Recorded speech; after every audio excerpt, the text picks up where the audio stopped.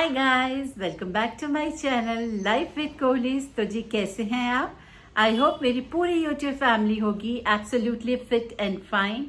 तो आ गई हूँ मैं आज का ये व्लॉग लेके, और आज का व्लॉग मैं शुरू कर रही हूँ शाम के 6 बजे से।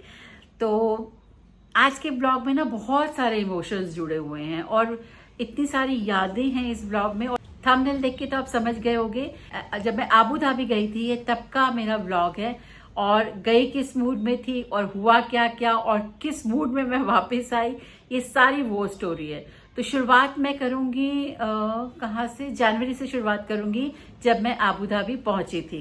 30 नवंबर को मैं नानी बन गई थी, दिशा की बेटी हुई, किशमिश हुई है 30 नवंबर को। उनकी मदर इन लॉ वहां पहुंच गई थी, 1 महीने उन्होंने दिशा की बहुत सेवा की। उसके बाद आई थिंक जनवरी स्टार्टिंग में ही मैं पहुंच गई थी दिशा के पास, और जनवरी का पूरा मंथ जो था मुझे दिशा के पास रहना था और मैं रही। उसके बाद क्या हुआ ऐसे नहीं बताते हैं, तो वीडियोस के साथ साथ शुरुआत करती हूँ और मैं आपको बताती जाऊंगी कब क्या हुआ कैसे हुआ।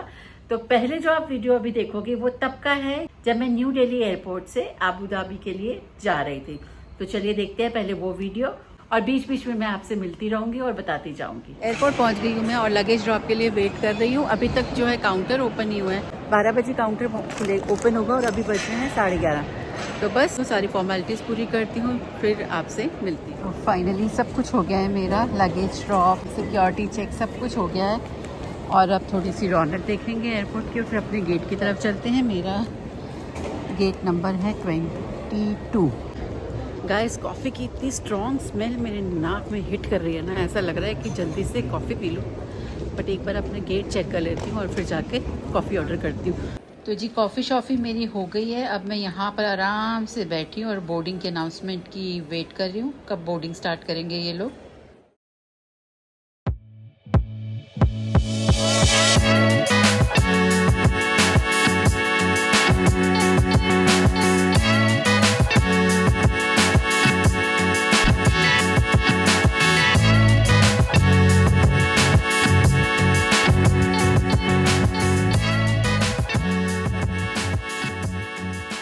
तो जी पहुंच गई अपनी बेटी के पास।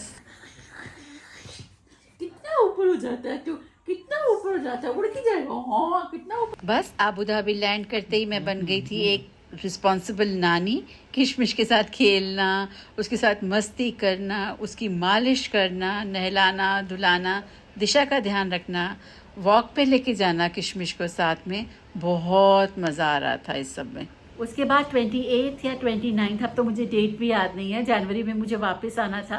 और ये भी मुझे लग रहा था कि अब किशमिश 2 महीने की तो हो गई है, लेकिन दिशा मुझे नहीं लग रहा कि अकेले संभाल पाएगी। हालांकि उसकी हाउस हेल्प भी आती थी, लेकिन फिर भी ना मन में एक डाउट था और वो भी घबरा रही थी अकेले वो सिचुएशन कैसे हैंडल करेगी।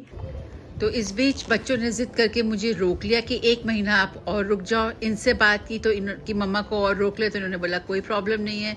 तो बस मेरा फिर वीज़ा एक्सटेंड कराया 1 मंथ का, और क्योंकि पहले वाला भी 1 ही महीने का था, और 2 मार्च की मेरी फ़्लाइट हो गई बुक। बस इस बीच हम लोग घूमने फिरने जाते रहे। किशमिश छोटी थी, दिन दिन में घूम फिर के हम लोग आ जाते थे। और आज रश देखो, जब हमने पूछा कि क्यों रश है तो पता चला कि AR रहमान आज ही आ रहा है यहाँ पर कॉन्सर्ट के लिए। और आप रश देखो यहाँ पर, बाप रे बाप कितने लोग आए हैं। ये सब AR रहमान कॉन्सर्ट के लिए आए हुए हैं यहाँ पर, और ये है एतिहाद एरिना। तो चलिए अब हम लोग कॉफ़ी के लिए जा रहे हैं यहाँ पर।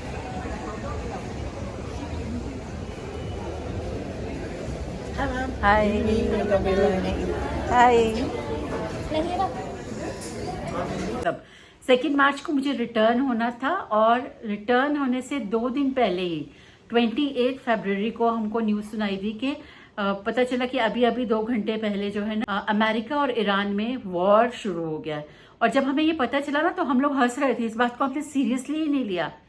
और उससे थोड़ी देर पहले ही ना हम लोगों ने एक ब्लास्ट सुना था, और हम लोगों को लगा कि मुझे दिशा ने बोला कि ऐसे यहाँ पर इस तरह का शोर, ऐसे धमाकों की आवाज़ नहीं आती है, ये तो बहुत मतलब ऐसे कुछ हट के बात है। इस तरह की कभी कोई साउंड, बहुत पीसफुल जगह है, और सच में हम सबको पता है कि UAE कितना पीसफुल है, तो इस तरह की आवाज़ें नहीं आती हैं। फिर भी उसको ओवरलुक किया, और थोड़ी देर बाद हमें ये न्यूज़ पता चल गई टीवी से जब न्यूज़ आ रही थी, टीवी में न्यूज़ आ रही थी, उससे कंफर्म हो गया।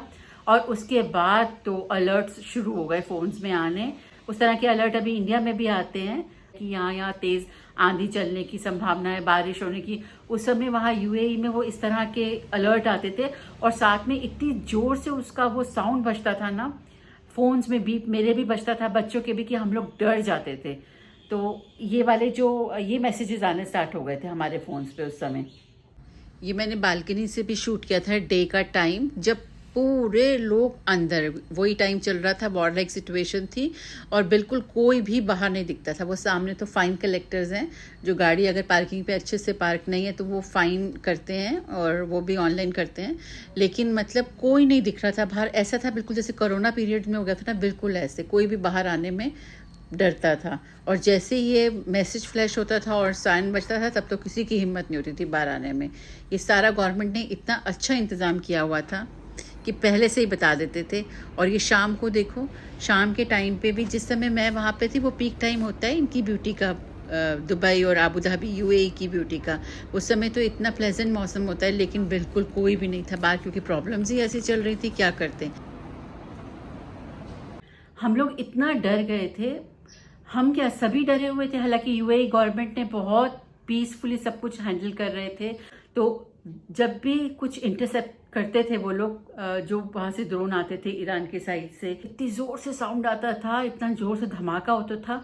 कई बार तो हमने आंखों के सामने अपना ऊपर आसमान में होते हुए ये सब देखा है। और वीडियोस वगैरह बनाना, आपको पता है उस समय गवर्नमेंट इतना स्ट्रिक्ट हो गई थी कि कोई पैनिक नहीं हो, कोई कुछ नहीं हो, इस मतलब लोग पैनिक ना हो, सिटीजन पैनिक ना हो, इसके लिए वीडियोस पर बैन हो गए थे। और जो वीडियो बना के अपने रिलेटिव्स वगैरह को भेज रहा था, उस पर फाइन उनके इतने, और उनके यूएई के तो फाइन आई टेल यू इतने तगड़े होते हैं ना कि बंदा हिल जाता है। तो फाइन्स वगैरह उन्होंने अनाउंस कर दिए थे। ये बोला गया गवर्नमेंट की तरफ से कि जब इस तरह के मैसेज आपके उसमें फ्लैश हो स्क्रीन पे फ़ोन की, और सायरन का वो जो भी साउंड आता था वो आए, तो जहाँ पर भी आप हो, आप एकदम बिल्डिंग के अंदर हो जाओ, ताकि जब भी इंटरसेप्ट ऊपर हो कुछ भी मिसाइल वगैरह, ड्रोन, तो जो भी उसका मलबा वगैरह गिरे, उससे आप कहीं आपको चोट नहीं लगे। इतनी बड़ी चीज़ को उस गवर्नमेंट ने इतनी अच्छी तरह से हैंडल किया ना, लेकिन डर तो लगता ही है। मैं तो खुद इतना डर गई थी, कितनी फ्लाइट्स हमारी कैंसिल होती जा रही थी। उन्हीं दिनों मुझे पता चला कि ऐसे आप फ्लाइट का जो रेडार है वो फ़ोन पे देख सकते हो। मैं रोज़ देखती थी कि आबू धाबी से कोई फ़्लाइट इंडिया जा रही हो, आबू धाबी से, क्योंकि यहाँ पे घर वाले, मेरे हस्बैंड, हम लोग, ये लोग सब इतना डरे हुए थे ना।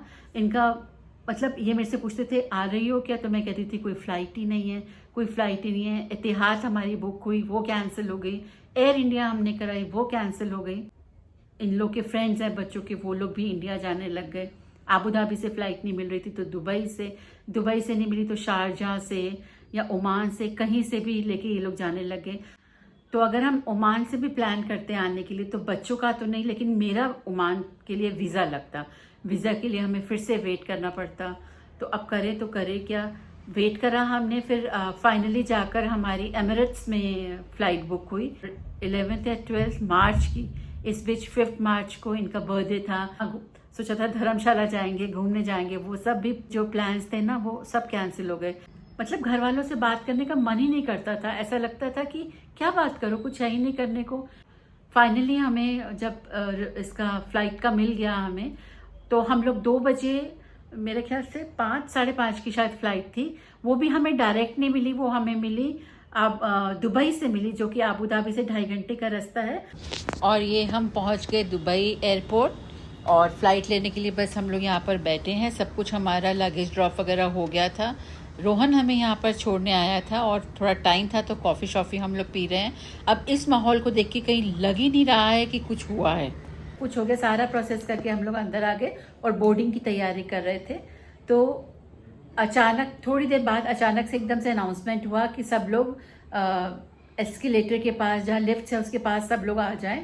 सब लोग को वहाँ पे इकट्ठा कर दिया और हर एक फ्लोर से वो सब लोगों को बेसमेंट पे ले जाने लगे हम, क्योंकि पता ही नहीं चल रहा था और कुछ कोई नहीं बता रहा था। बस हम लोग को, सबको, सारे पैसेंजर्स जिन्होंने कहीं पे भी, जहाँ पे भी फ्लाई करना था, सब गेट से उनको लाकर उनको बेसमेंट पे ले आए।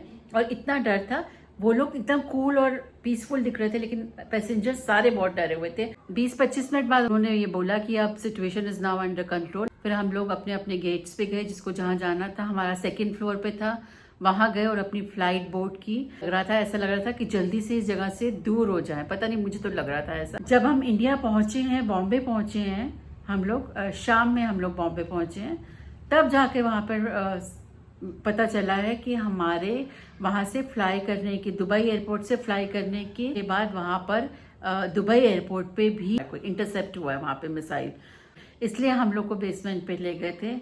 ये सीन तब का है जब हम लोग बॉम्बे एयरपोर्ट पे पहुंच गए थे, और मैं वहाँ बैठी सोच रही थी कि यूएई गवर्नमेंट हेड्स ऑफ है, किस तरह से उन्होंने सारी सिचुएशन को कंट्रोल किया हुआ है। बिल्कुल कहीं भी पैनिक नहीं होने दे रहे हैं पब्लिक को। वो तो इतनी तसल्ली से सब काम कर रहे थे, इतनी शांति बना के उन्होंने रखी हुई थी कि मतलब तारीफ के काबिल है यूएई गवर्नमेंट। लेकिन हम लोग तो अंदर से डर रहे थे, और यहाँ आकर मुझे बहुत अच्छा लग रहा था। वहाँ से फ्लाइट लेके हम लोग ग्वालियर पहुँचे, दोपहर में ही शायद पहुँचे थे, और ये हम लोग को लेने आ गए थे। और उसके बाद हम लोग घर आए। घर आके देखा इन्होंने किशमिश के वेलकम का इतना अच्छा डेकोरेशन कराया था ना, मैं एक्सपेक्ट ही नहीं कर पा रही थी, क्योंकि ये इस तरह के काम नहीं करते हैं। ये फर्स्ट टाइम है जब मैंने देखा इन्होंने ये एफर्ट भी डाला है, और इनको ये भी पता है कि मैं डेकोरेशन करा के रखूं, और बहुत ही प्यारा डेकोरेशन कराया था। और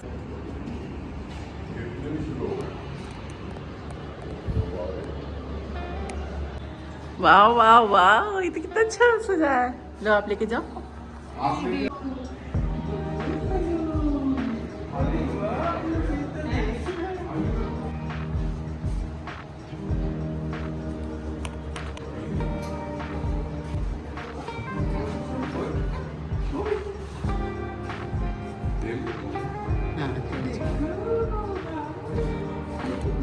ये कितना सुंदर,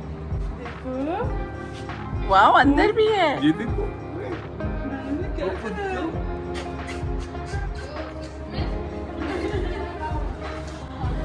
वो डालो, वो सरसों का तेल रखा होगा। निकाल के रख गया था। हाँ,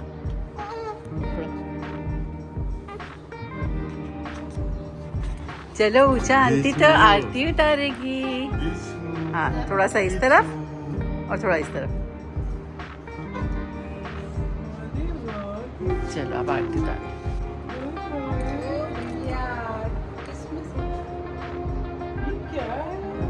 छोटा सा, छोटा चप्पू। चलो जी, सीधा पैर बेटा, राइट। माला डलवानी? नहीं डलवानी, डलवा लो। इसमें क्या हो रहा है ये? नानू ने तो बहुत सजा के रख लिया।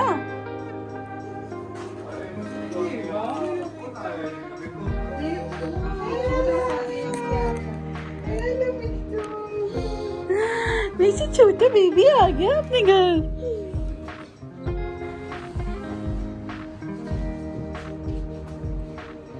ओह, इसका रूम भी, वाह, दिशा के रूम में भी है। गुड गुड गुड, बहुत सुंदर।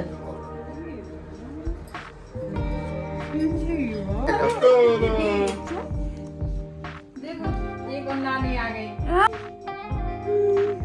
और मार्च में ही था नानू का रिटायरमेंट।